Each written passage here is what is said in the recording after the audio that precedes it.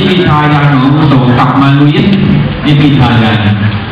อย่างนี้นะครับน่ากลัวมากเลยครับน่ากลัวยังไงคือถ้าเกิดไม่มีคนคอยควบคุมดูแลครับจะทำให้เกิดเบื่อหน่ายในสังขารแล้วเมื่อเบื่อหน่ายจะเป็นยังไงคิดอยากฆ่าตัวตายต้องมีครูบาอาจารย์คอยคุมนะใช่ครับแล้วเนี่ยเห็นแม่ภาพนี่อะไรหน้าต่อไปลิศหน้านี้อะไรเนี่ยภาพนี้สวยมากเลยผู้หญิงคนนี้อย่างนี้ต้องเอาคำกล่าวที่ว่าอกหัก100 ทีดีกว่ารักไม่เป็นเธอเคยยึดคติเนี่ยแล้วเธอก็มีรักมา99 ครั้งแล้วพอครั้งที่100เธอก็ยังอกหัก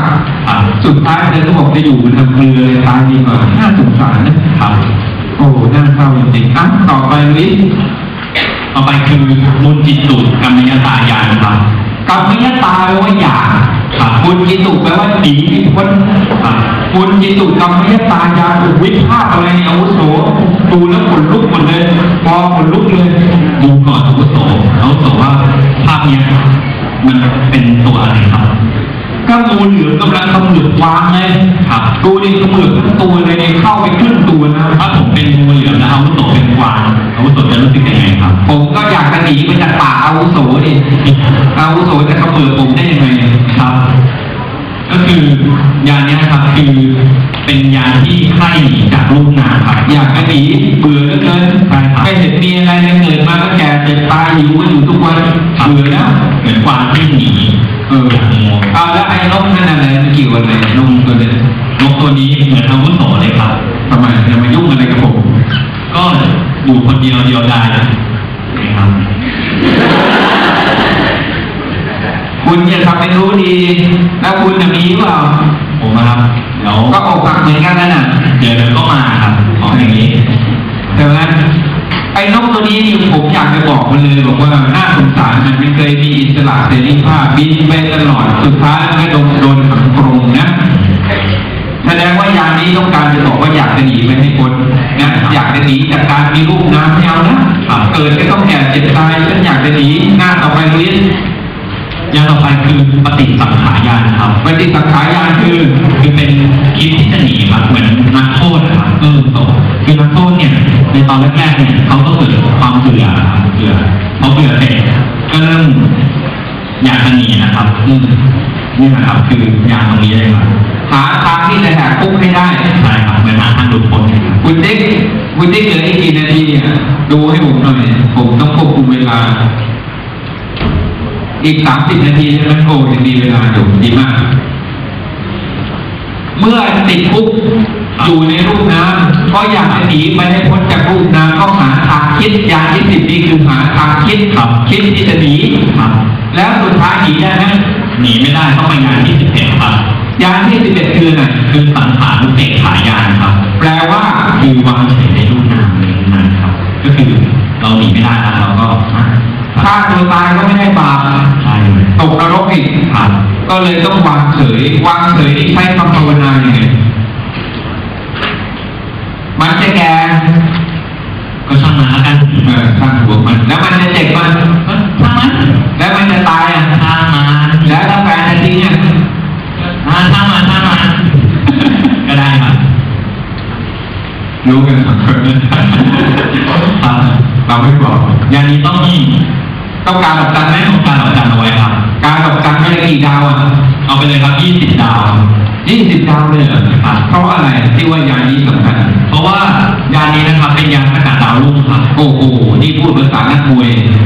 ยานสกัดดาวรุ่งเป็นยังไงก็คือเหมือนกับว่ามันกำลังจะคือนักมวยเนี่ยกำลังจะชนะ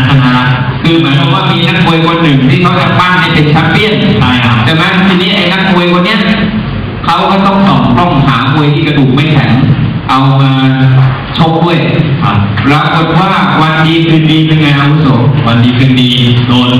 ป้าทีเดียวร่วงเลยโดนนักมวยโนเนมอุตสาห์สั่งมาให้มาเป็นบันไดโดนหมัดพรมเข้าไปร่วงสลายเลยเนี่ยครับเขาเรียกสกัดดาวรุ่งยิ่งยานนี้นะครับเหมือนกับว่าถ้าคนที่ฝึกยานเนี่ยยังบารมีไม่เต็มอินทรีย์ยังไม่แก่กล้า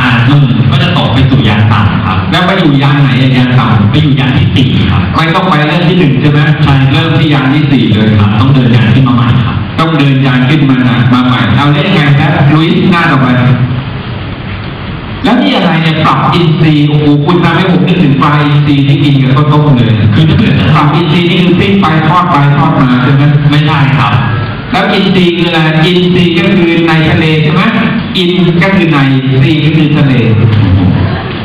สุดๆมากเลยทำไมไม่ใช่ครับก็อินทรีย์ไม่ใช่เหรอคือเป็นการที่อาจารย์ให้อาจารย์เลยผมอาวุโสครับเป็นการที่อาวุโสเนี่ยให้พวกนิสิตเนี่ยได้นั่งวิปัสสนาครับเพราะเดี๋ยวมาอธิบายภาพนี้ก่อนที่คุณมีม้า5 ตัวนี่คุณกำลังทำอะไรม้า7 ตัวถือว่ามัน5ตัวนะ2เป็นเงาเขาเปรียบเสมือนผมไม่ได้เอาโฟโต้ช็อปมาลบเขาเปรียบเสมือน5 ตัวเนี่ยคือเหมือนกับว่าคุณธรรมซึ่งมีอยู่ทั้งหมด5 ประการครับเอาได้ตัวหน้าคืออะไรตัวหน้าคือสติครับตัวหน้าคือสติมาคนเดียวเป็นหัวหน้าเอาแล้วที่เหลือศรัทธาวิริยะสมาธิปัญญาครับปรับอินทรีย์นี่คือปรับคุณธรรมใช่ไหมใช่ครับไม่ได้เกี่ยวกับปลาอินทรีย์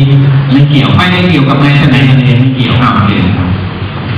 ทีนี้ในการเรียนกรรมฐานที่พวกเรามาเรียนกรรมฐานเนี่ยมันมีสิ่งสำคัญอยู่2 อย่างคือการสอบอารมณ์และตกแต่งอินทรีย์ครับสอบอารมณ์นี่เป็นยังไงอาวุโสยกตัวอย่างเหมือนกับที่เราส่งใบกรรมฐานไงครับอาวุโสที่มีใบนะซึ่งวันนี้เป็นการส่งครั้งสุดท้ายเนี่ยครับใบนั้นมันคือใบอะไรใบนี้ครับเป็นใบสอบอารมณ์คือเล่าให้ฟังว่าปฏิบัติไปเป็นยังไงบ้างมีนิมิตอะไรบ้างใช่ไหมแล้วจากนั้นถ้าเกิดอาจารย์หนูนั่งแล้วแสงแวบมาอาจารย์ก็ต้องโทรมาหาอาจารย์หน่อยลูกมาปรับอารมณ์แก้อารมณ์อะไรนี้นะแล้วไงต่ออินทรีย์มี5คือศรัทธาวิริยะสติสมาธิปัญญาอาวุโสลงบอกนี่จะปรับยังไงปรับนะครับคือปรับศรัทธาให้พอดีกับปัญญาครับทำไมเดี๋ยวศรัทธาคืออะไรศรัทธา